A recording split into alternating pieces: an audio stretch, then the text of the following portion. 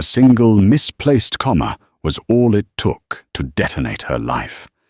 Clara May Riley, a 24-year-old waitress buried under a mountain of medical bills for the only family she had left, accidentally jostled the table of tech billionaire Alistair Vance.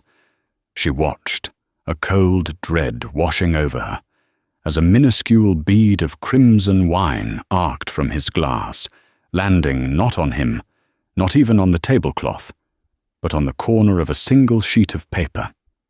It was a document covered in dense legal text, and the red dot bloomed like a tiny fatal wound. Her manager, Marcus Thorne, a man whose spine seemed to have been surgically replaced with a gelatinous rod in the presence of wealth, was already rushing over, his face a mask of apologetic terror. But as Clara stammered an apology, her hands trembling as she reached for a napkin, Vance silenced her with a flick of his wrist. He didn't even look at her. He leaned across the polished mahogany to his older, silver-haired associate and began to speak in the fluid, guttural cadence of Levantine Arabic. He spoke with the casual cruelty of a man who believed he was in a soundproof room, insulting her existence, mocking her poverty, calling her a clumsy peasant girl who likely couldn't even spell her own name. He assumed the help was just another part of the decor. He assumed she was deaf to his world. What he didn't know was that Clara's grandfather, the man whose mounting medical bills were crushing her, had been a celebrated historian of Ottoman history. He had spent his life studying the very region Vance's dialect came from. And from the time she could speak, he had taught Clara not just the language, but its poetry, its history, its soul. She stood up straight, the tremor in her hands vanishing, replaced by an arctic calm. She looked Alistair Vance directly in his cold, dismissive eyes, and the words that emerged from her mouth in a flawless Damascene accent that was older and purer than his own, didn't just stop his heart. They dismantled his entire universe. The chime from the kitchen service printer was a sound that had become the metronome to Clara's slow-motion collapse. It was 8 p.m. on a Thursday at Aurelia, a restaurant in Midtown Manhattan, so exclusive its name was only whispered, never advertised. The air hummed with the quiet clink of crystal silverware and smelled of truffle oil and generational wealth. Clara balanced a heavy tray, the metal edge digging into the tender flesh of her forearm, a constant reminder of her precarious position. By any measure, she was brilliant. She had been on a full scholarship at Columbia, studying history, on track to follow in her grandfather's footsteps. She could debate the intricacies of the Sykes-Picot Agreement and recite the poetry of Nizar Kabani from memory. She was also 2 months behind on rent and was currently deciding which of her grandfather's antique books, his most prized possessions, she would have to sell next to afford his medication. This suffocating reality was why she was at Aurelia, wearing a starched white apron and forcing a smile for people who saw her as less than human. Riley, Table 9 needs more bread. Table 12 is asking for you, and the Vance party just arrived. Don't. Screw this. Up. The voice was Marcus Thorne's, a staccato burst of anxiety. Marcus managed Aurelia with a potent cocktail of terror and sycophancy, fawning over the clientele while tyrannizing the staff. The Vance party? Clara asked, her stomach tightening. Alistair Vance, the boy wonder of Silicon Alley, the man whose net worth fluctuated with the stock market, but was always followed by 10 zeros. He's in the Medici suite, Marcus hissed, adjusting his bow tie as if it were choking him, and he's in a mood. Everything is yes, Mr. Vance. Right away, Mr. Vance. You are a shadow. You are a whisper. You do not make eye contact unless he burns a hole through you first. Am I clear?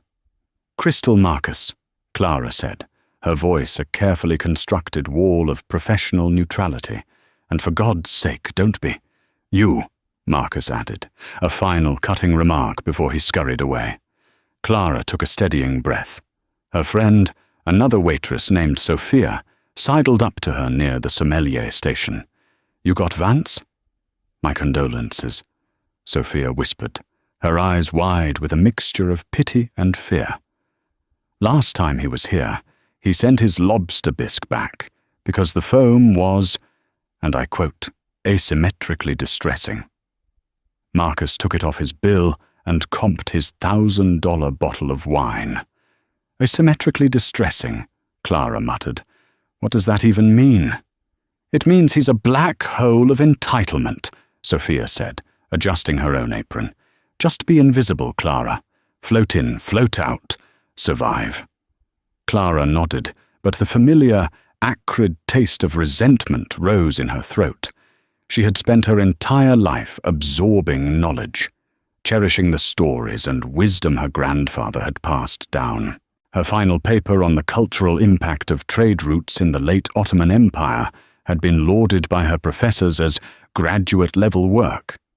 Now, her most critical professional skill was learning how to become invisible for a man who was distressed by foam. She picked up the bottle of 1982 Chateau Margaux, a wine that cost more than her grandfather's last 3 hospital visits combined. Cradling it like a newborn, she pushed open the heavy, soundproofed door of the Medici suite. The room was hushed, dominated by a large round table where 2 men were hunched over a collection of documents. One was older, with a calm, patrician air, and a face etched with the kind of weary intelligence that comes from decades of navigating difficult personalities. This was Arthur Sterling, Vance's longtime business partner, and the quiet, respected anchor of their firm, Vance and Sterling Capital. The other, facing away from the door, was Alistair Vance. He was younger than she'd expected, perhaps in his late 30s, with a restless, kinetic energy that seemed barely contained by his custom-tailored suit. When he turned slightly to speak to Sterling, she saw a sharp, handsome face, but it was marred by a deep-set impatience, his eyes constantly scanning, assessing, dismissing. He didn't wear the suit. He weaponized it. "The wine, sir?" she asked, her voice barely a murmur. Vance didn't acknowledge her. He was in a heated, low-toned discussion with Sterling, gesturing impatiently at a clause on one of the papers. Sterling, however, gave Clara a brief, tired smile and a nod. Clara moved with the silent, practiced efficiency of her profession.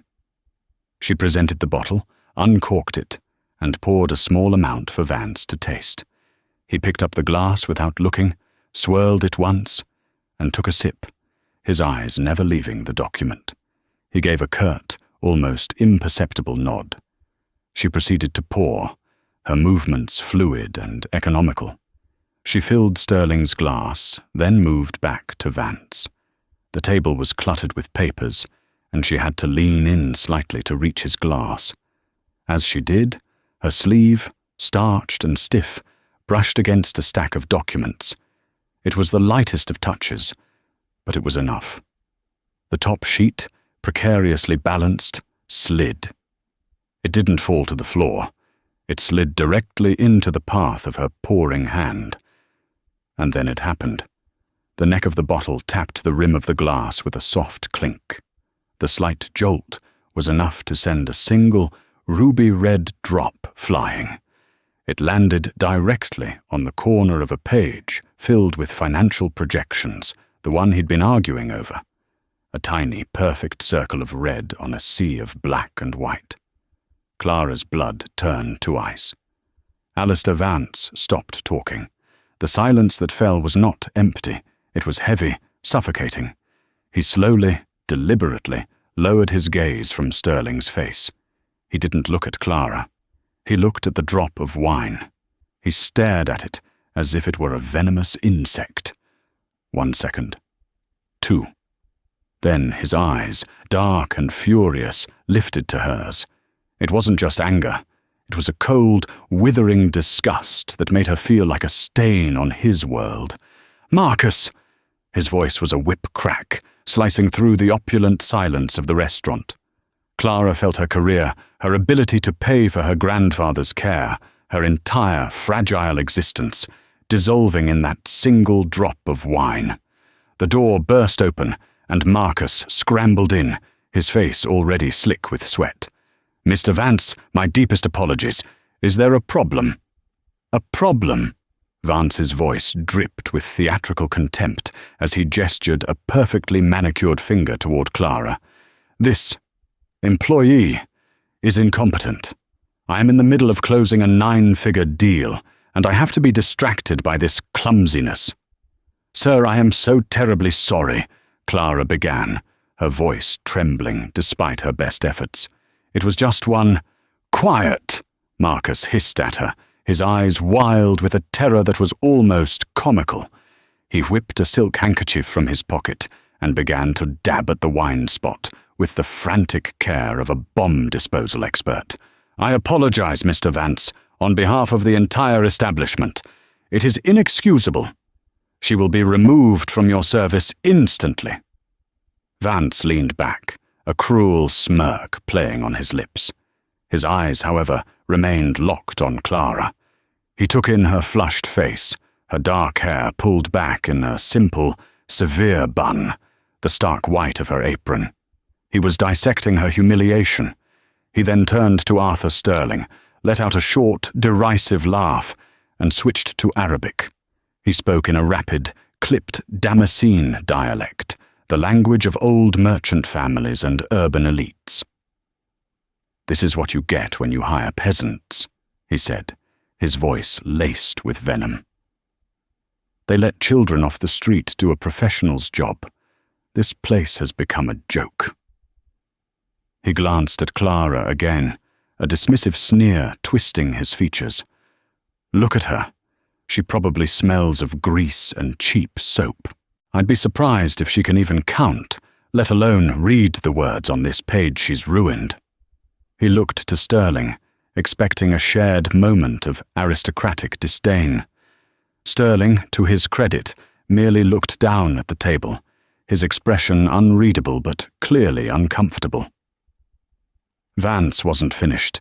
He added one last, brutal insult, his voice dropping to a conspiratorial whisper. "Just a worthless, empty-headed girl. Get her out of my sight before her stupidity contaminates the air." Marcus, hearing the foreign tongue, simply nodded and smiled, a trained dog eager to please. "Right away, sir. Riley, you're finished. My office. Now." He turned to lead her away, but Clara didn't move. Something inside her, a cord that had been stretched taut for months by fear and exhaustion and grief, finally snapped. It wasn't just the insult. It was the crushing weight of her grandfather's illness. It was the bitter, searing irony of being called empty-headed in the very language that had been her grandfather's gift to her, the language that connected her to the only person she loved.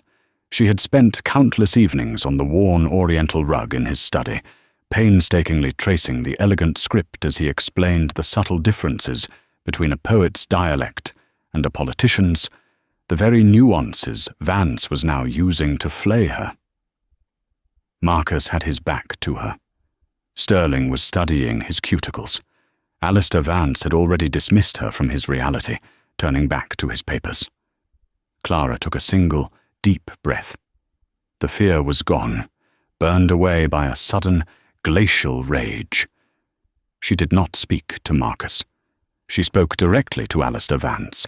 She said, in perfect, unaccented, academic-grade classical Arabic, the language of scholars and kings. "Sir, your assessment of my cognitive abilities is, regrettably, as flawed as your manners." The world stopped. Marcus froze mid-stride. Arthur Sterling's head shot up, his mouth slightly agape. Alistair Vance's hand, reaching for a pen, stopped in mid-air.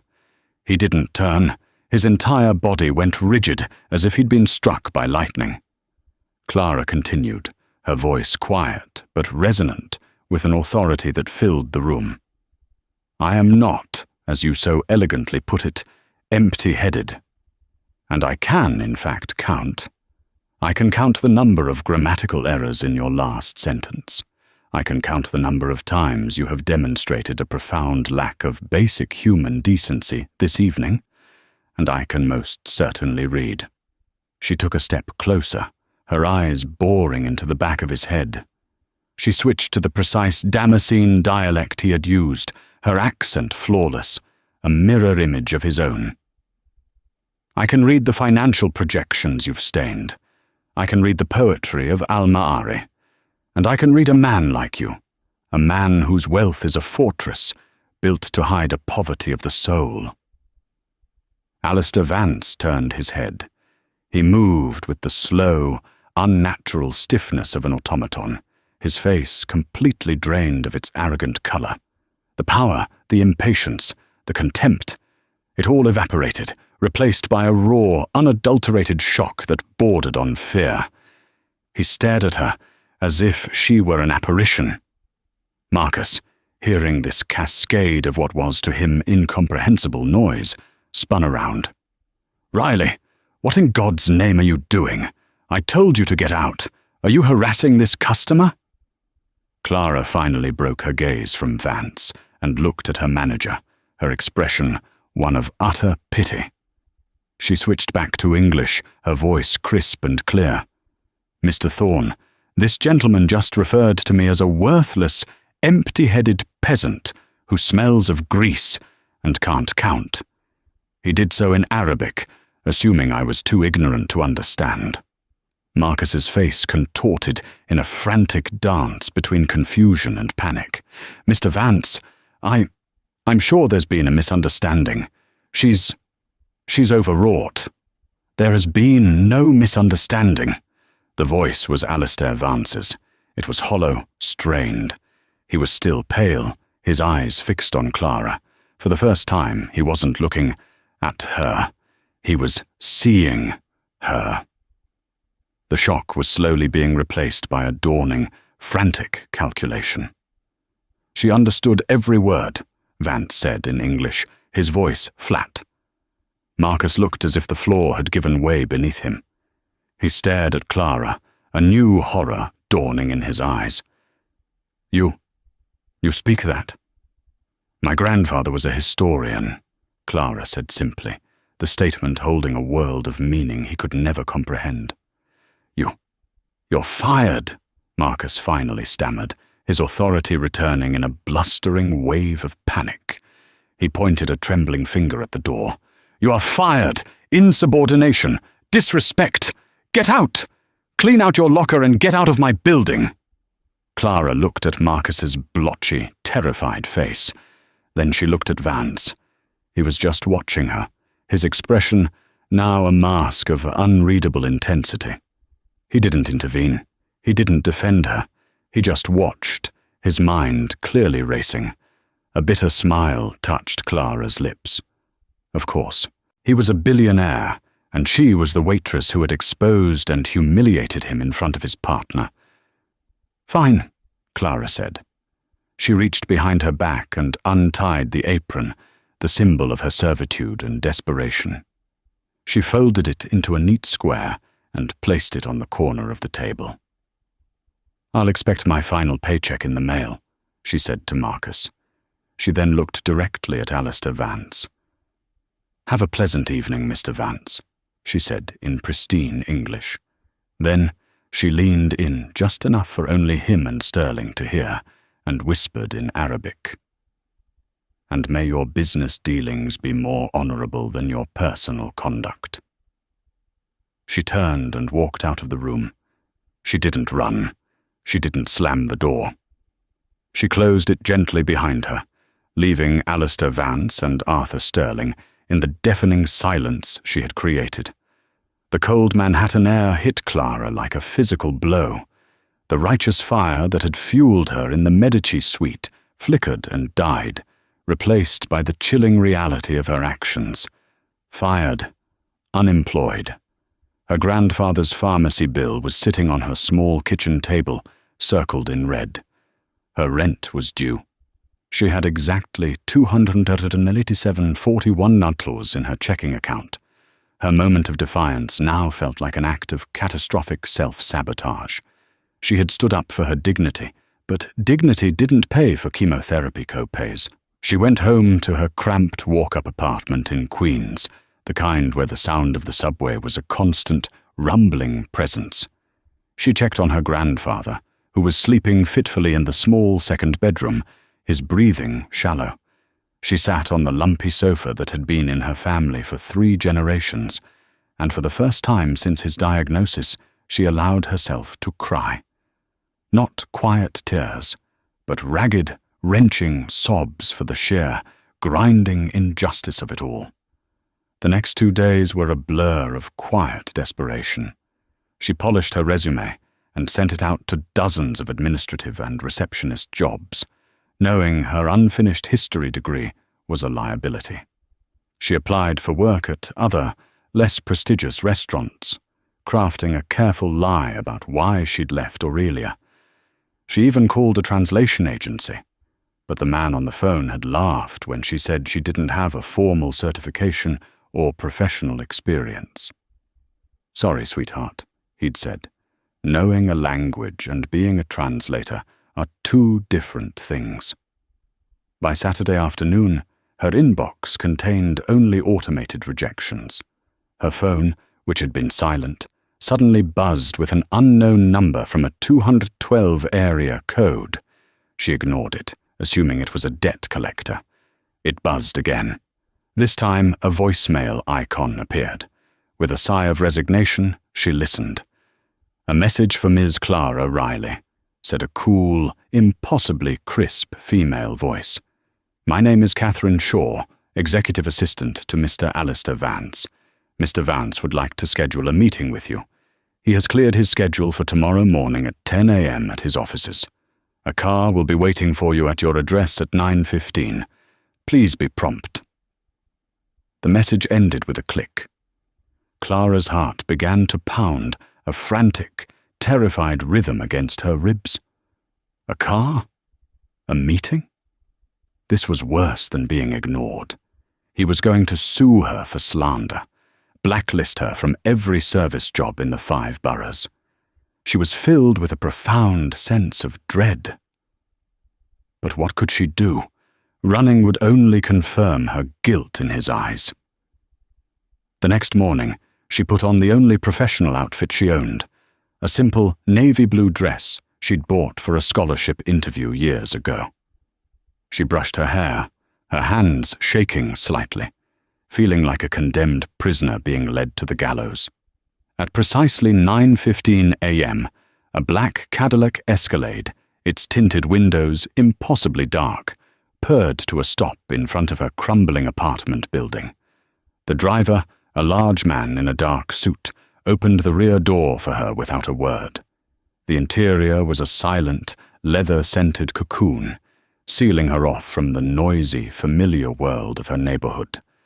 As the car slid into Manhattan traffic, she felt as though she were being transported to another planet, a place where she did not belong and was certainly not welcome. The Vance and Sterling Capital headquarters occupied the top 3 floors of a new, razor-thin skyscraper overlooking Central Park. The private elevator opened directly into a reception area that was larger and more sparsely furnished than her entire apartment. The assistant, Catherine Shaw, a woman as polished and severe as the marble around her, led Clara through a set of frosted glass doors and into a corner office. The view was breathtaking, a panoramic vista of the city that seemed to stretch into infinity. Arthur Sterling sat in one of a pair of leather armchairs, and standing by the window, his back to the room, was Alistair Vance. "Catherine, hold all my calls. No interruptions," he said, his voice quiet but carrying the easy authority of a man used to absolute obedience. The assistant nodded, and the door clicked shut, leaving Clara alone with the 2 men. Vance finally turned. His face was unreadable, The anger from the restaurant was gone, but so was the shock. He looked tired, but his eyes were sharp, analytical. He was looking at her not as a waitress, but as a problem to be solved. "Miss Riley," he began, his tone formal and detached. "Please sit." She sat on the edge of the other armchair, her back ramrod straight.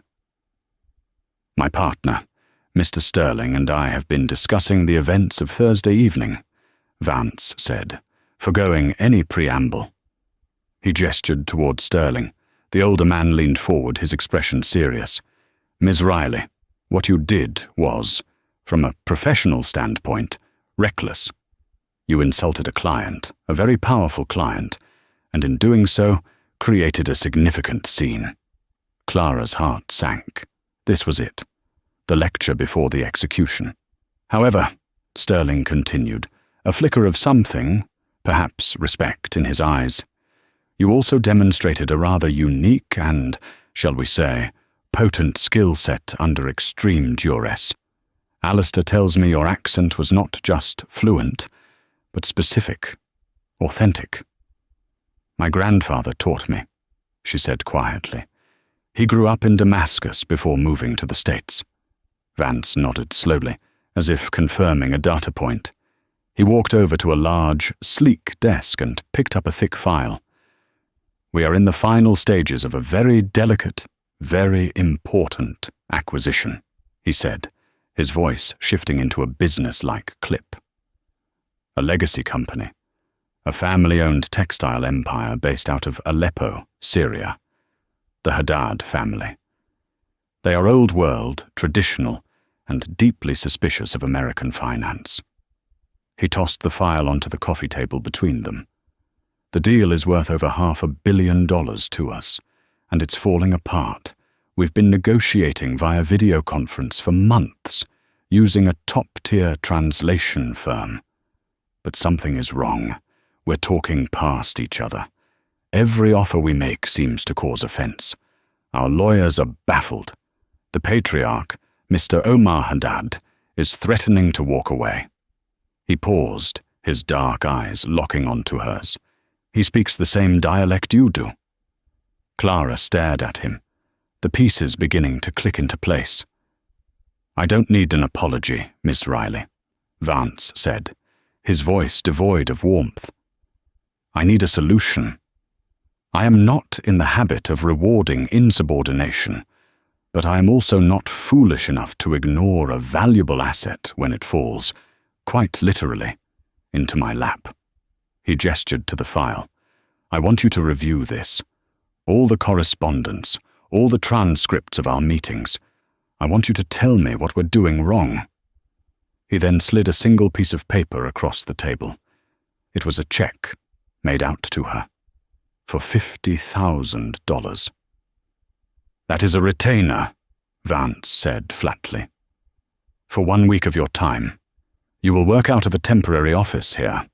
You will sign a non-disclosure agreement, so airtight it could survive re-entry from orbit. At the end of the week, you will present your findings to me and Mr. Sterling. If you find nothing, you keep the money for your trouble. If you find something, we'll discuss a more permanent arrangement."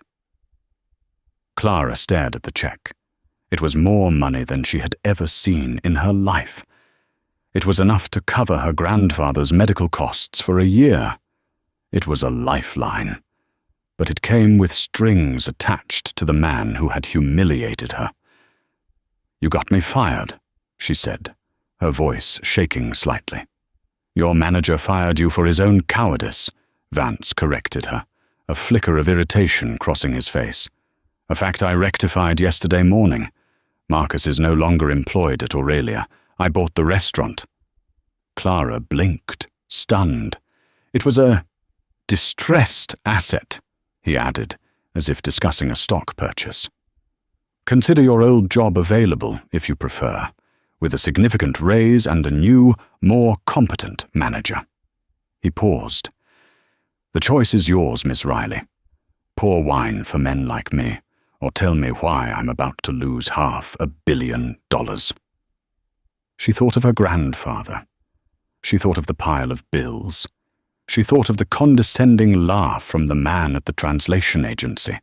Pride was a luxury she could no longer afford. But she wouldn't be a doormat either. "I'm not a professional translator," she said, meeting his gaze. "I'm a historian. I understand context, culture, subtext. That's what I can offer you." A ghost of a smile, the first she'd ever seen, touched Alistair Vance's lips. "Miss Riley," he said, "that is precisely what I'm paying for." The next 5 days were a surreal immersion into a world of corporate power she'd only ever glimpsed from the outside. Clara was given a sterile, glass-walled office and a powerful laptop. She signed the NDA, its dense clauses making her head spin. And then she dove into the Haddad file. She worked 18-hour days, fueled by coffee and a growing sense of dread. She read the emails, the transcripts, the legal documents. The translation firm Vance had used was technically flawless. The grammar was perfect, the vocabulary precise. But it was also sterile, stripped of all humanity. It was like reading a computer's analysis of a love poem. The problem became clear on the 3rd day. She was reading a transcript of a heated negotiation about the future of the Haddad family's artisan weavers, a group of craftsmen they had employed for generations. Vance's team, through the translator, through a sterile earpiece, had offered a logical, efficient, American business solution. A generous severance and retraining package for the artisan weavers. It was a textbook play from a corporate finance manual, clean and utterly devoid of soul. But Omar Haddad's reply, when Clara read it in the original flowing Arabic script, was a tapestry woven from threads of history and obligation. He didn't speak of contracts or compensation. He spoke of amana, the sacred trust. He quoted a line from a Mutanabi poem about a shepherd's unshakable duty to his flock, even the weakest lamb. The official, bloodless translation had rendered this profound declaration as, "We have a long-standing relationship with these workers and feel a sense of responsibility." It was worse than a mistranslation. It was a desecration. Clara felt a chill that had nothing to do with the office's aggressive air conditioning. She knew the poem. Her grandfather's voice, raspy with age and affection, echoed in her memory, reciting it on a rainy Sunday afternoon as he explained its layers of meaning. It wasn't about responsibility, a concept that could be bought out or negotiated away. It was about a covenant, a bond between generations that was as integral to his identity as his own name. Mr. Haddad wasn't stating a negotiating position. He was defining the very essence of his moral universe. By countering with severance packages, Vance's team hadn't just missed the point. They had, with the blithe ignorance of the powerful, offered to pay him to sell his soul, to abandon his children for 30 pieces of silver. She unearthed dozens of similar fractures in understanding, subtle fissures that had grown into a chasm of cultural disconnect. Vance's team, speaking the language of spreadsheets and shareholder value, was having a conversation about assets and liabilities. The Haddad family, speaking in proverbs and allusions to shared history, was discussing honor, legacy, and the guardianship of a people. The translators, for all their technical precision, were converting the words but murdering the music. And in the resulting silence, Vance's team was dancing a clumsy, offensive, and monumentally expensive jig. On Friday morning, Clara walked into Alistair Vance's office without knocking. He and Arthur Sterling were standing before the vast window, silhouetted against the Manhattan skyline, two titans surveying their kingdom. They turned as she entered, their expressions a mixture of impatience and curiosity. "Well?" Vance's voice was clipped, a sound accustomed to immediate answers. Clara placed a single, meticulously organized folder on the polished expanse of his desk. It landed with a soft, definitive thud. "You're not losing a deal, Mr. Vance," she began, her voice steady and clear, devoid of the tremor it had held a lifetime ago in the Medici suite. "You never had one to begin with. You've been trying to buy a company. Mr. Haddad, however, has not been trying to sell one. He has been searching for a guardian for his family's legacy." For the next hour, she became a lecturer, a storyteller, a historian. The sterile office transformed into her grandfather's study. She didn't just report her findings. She taught. She deconstructed the poetry, explained the historical weight of the proverbs, and illuminated the cultural subtext that his team had blundered through like blind men in an art gallery.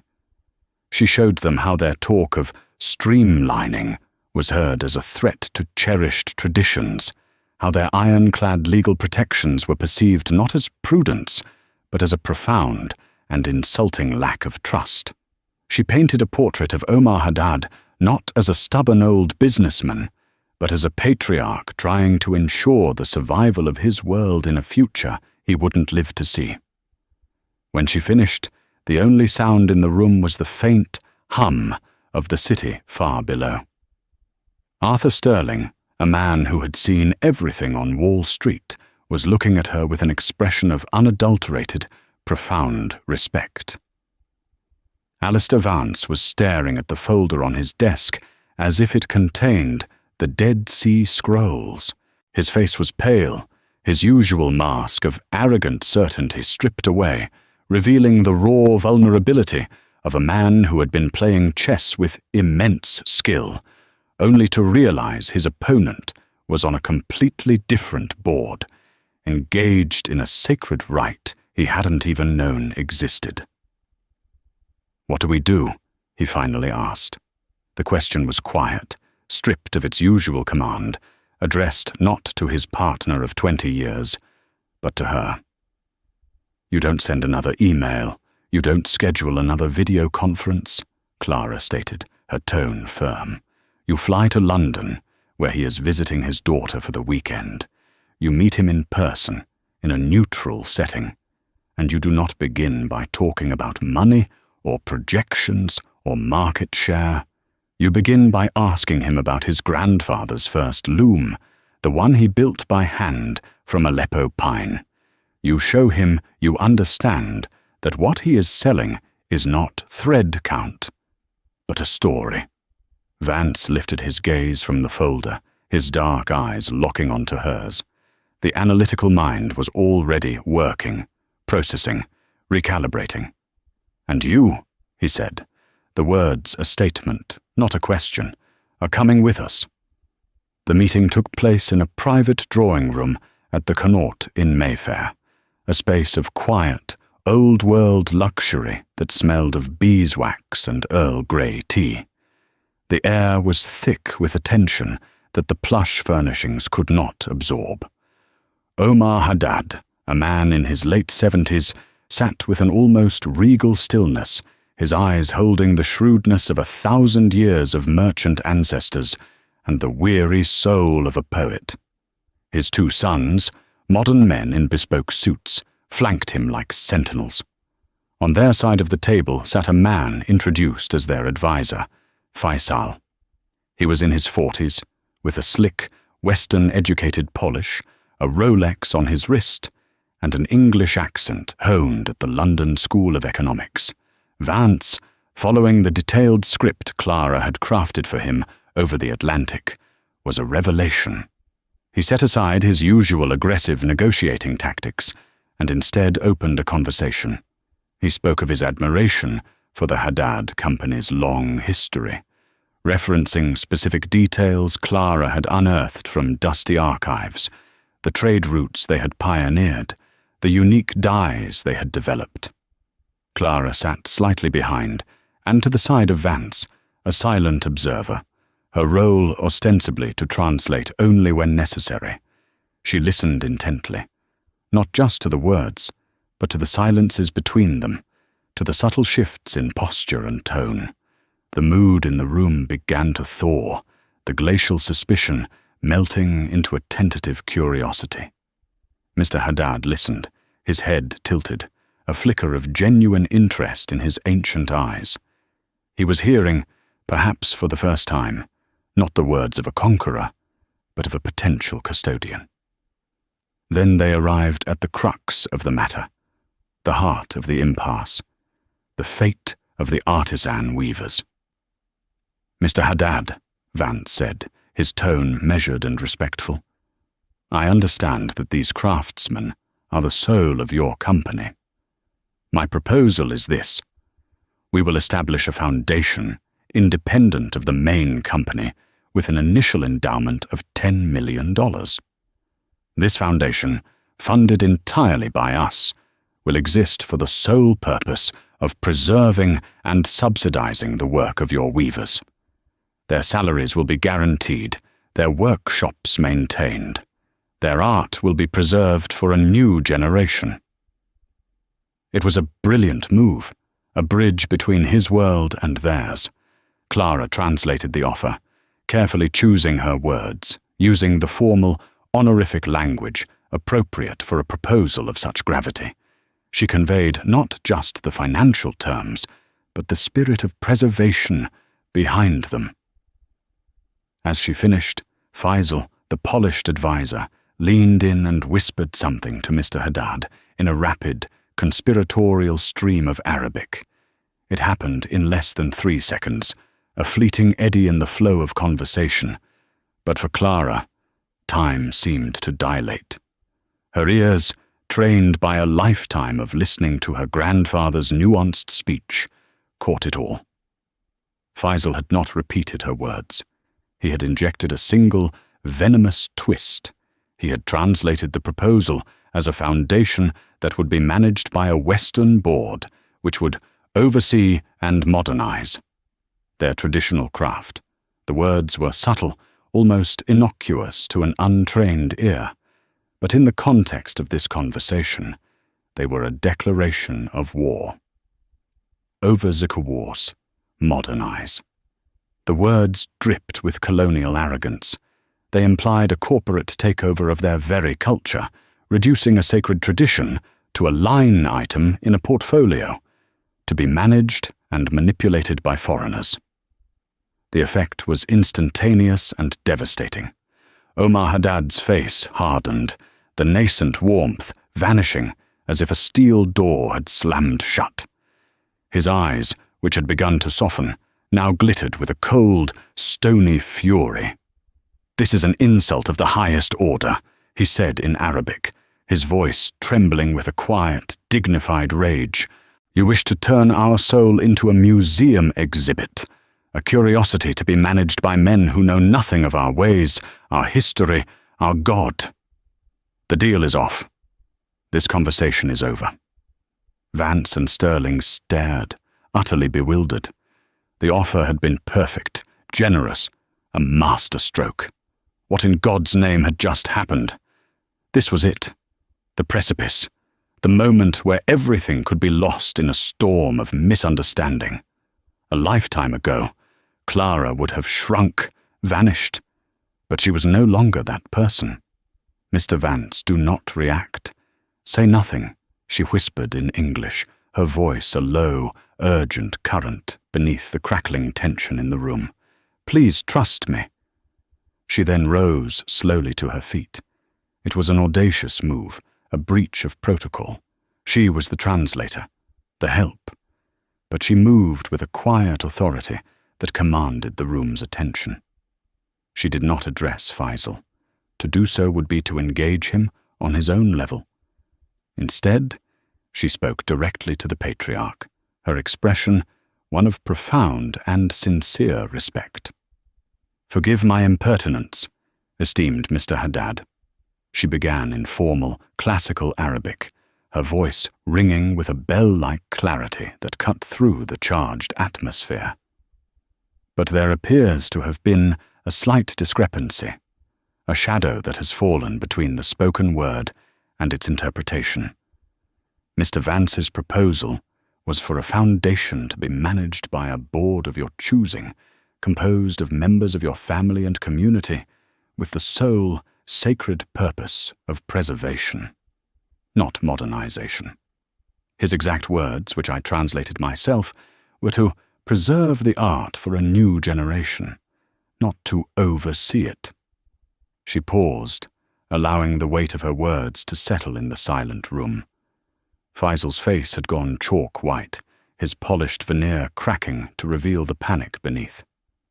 Clara kept her gaze locked on Mr. Haddad, her eyes conveying an empathy that transcended language. In my grandfather's village there is an old saying, "The hollowest drum makes the loudest noise."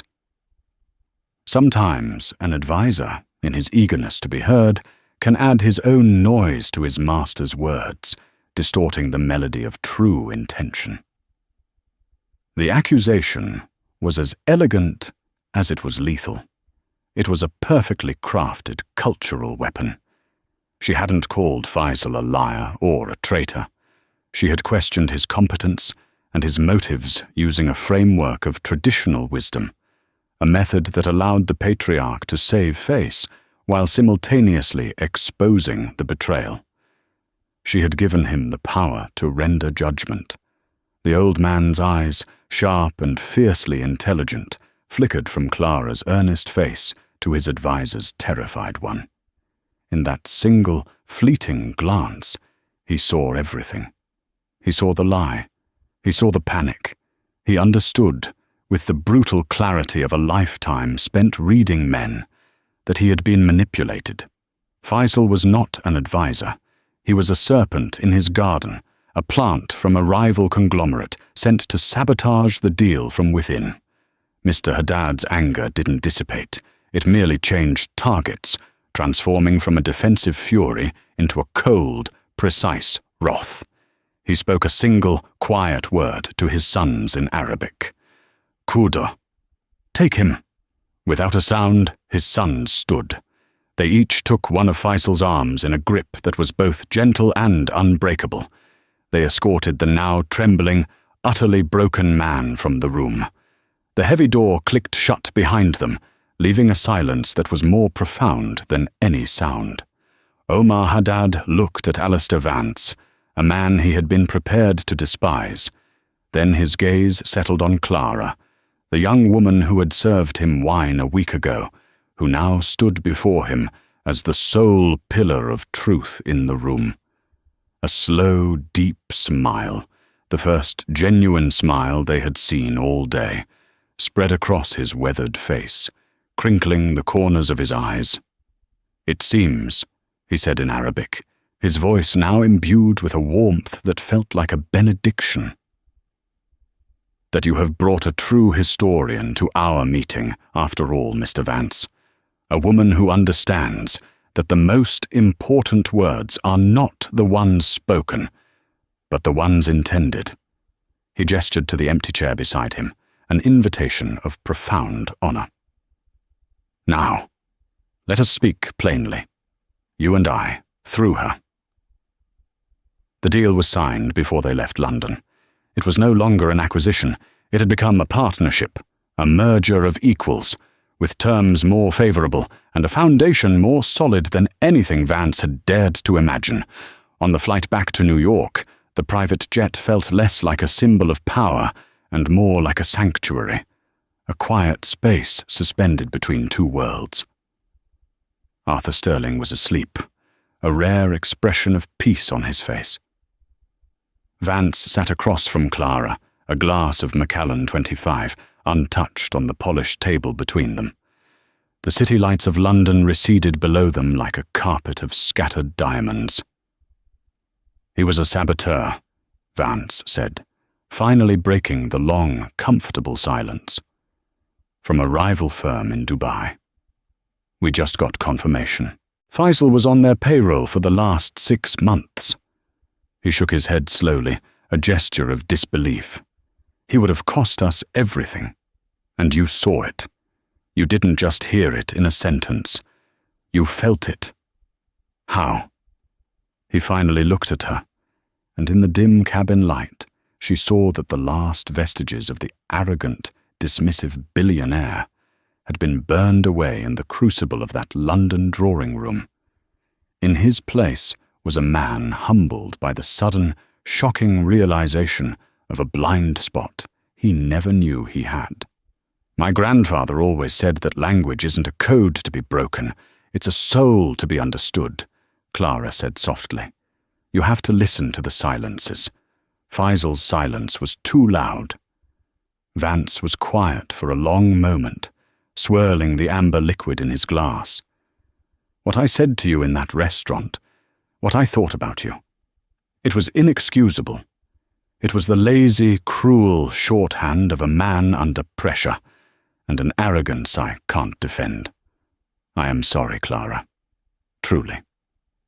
"Thank you, Alistair," she said, the name feeling natural for the first time. "The $50,000 retainer is yours, of course," he continued, his voice gaining a new energy. "But it's an insult. It's not enough. Not nearly." He leaned forward, his eyes intense. "The finder's fee and success bonus for a deal of this magnitude is typically in the 7 figures. I'm doubling it. $2 million will be in your account by the time we land." Clara's breath caught in her throat. The number was abstract, fantastical. It wasn't just money. It was freedom from fear. It was the best doctors, the best care, the end of the suffocating weight that had been crushing her for a year. Tears pricked at her eyes, but she held them back. "But that's just a payment for a service rendered," he went on, his voice urgent. "I'm not letting you go. That temporary office, it's now the permanent office of the new head of our Global Cultural Strategy Division. I'm not offering you a job, Clara. I'm building a department around you. I'm offering you a partnership, a full stake in a new venture we will build together. You won't work for me. You'll work with me." He saw the hesitation, the question in her eyes. "Why?" she asked, her voice barely a whisper. "Because my entire business is built on seeing value where others see nothing," he said, his voice raw with a new, hard-won earnestness. "And I have been blind. My father, he built an empire, but he was a man who believed that culture, history, language, they were soft skills, hobbies for the idle rich. He dismissed them. He dismissed the people who valued them. When I was in that restaurant, speaking about you in that way, I sounded just like him. You didn't just save my deal, Clara. You saved me from becoming a man I never wanted to be." He extended his hand across the table. It wasn't a gesture of power, but an appeal. "Help me build something better, something smarter, something that understands the melody, not just the words." Clara looked at the man before her. He was flawed, arrogant, and had wounded her more deeply than he knew. But he was also a man willing to stare into the abyss of his own failings and, instead of flinching, choose to build a bridge across it. He wasn't offering her a reward. He was offering her respect, earned not in spite of who she was, but because of it. She thought of her grandfather, of the lifetime of knowledge he had so lovingly passed down to her, a treasure the world had told her was worthless. She took Alistair Vance's hand. "On one condition," she said, a small, genuine smile playing on her lips. He raised an eyebrow, a flicker of the old Vance returning. "Name it." "The first official act of our new division will be to establish the David Riley Historical Linguistics Fellowship at Columbia University," she said, her grandfather's name sounding like a prayer on her lips. "A full 4-year, all-expenses-paid scholarship awarded each year, so that the next person with a soft skill doesn't have to choose between their passion and their survival." Alistair Vance's grip tightened on her hand. His smile was wide and real, and for the very first time, It reached the depths of his eyes, chasing away the last of the shadows. "Done," he said. "Welcome to the firm, partner." 2 days later, Clara walked into her small apartment in Queens. The air was still, thick with the familiar scents of old books and lemon polish. The wire transfer confirmation sat on her kitchen table, an impossible string of zeros on a flimsy piece of paper. But she barely glanced at it. She walked to her grandfather's room and pushed the door open. He was awake, sitting up in his favorite armchair by the window, a thick book open in his lap. The afternoon sun streamed in, illuminating the dust motes dancing in the air. He looked tired, but his eyes were as clear and intelligent as ever. "Clara, my dear," he said, his voice weak but warm, "you look different." She knelt by his chair, taking his thin, papery hand in hers. She didn't tell him about the $2 million. She didn't tell him about the partnership or the corner office overlooking the park. She told him about Omar Haddad. She told him about the poem by Al-Mutanabbi and the proverb of the hollow drum. She told him how the lessons he had taught her on a worn oriental rug, the stories he had whispered to her as a child, had crossed an ocean and bridged 2 worlds, saving something beautiful in the process. As she spoke, she watched the understanding dawn on his face. She saw the years of fear and worry for her future melt away, replaced by a light, a profound and luminous pride that was worth more than all the money in the world. He squeezed her hand, his grip surprisingly strong. "I always told you, Clara," he whispered, his voice thick with emotion. "History is not the study of the dead. It is a conversation with the living." And in the quiet of the sunlit room, surrounded by the legacy of his love, Clara May Riley finally understood. She had not just found a new job. She had found her place in that conversation.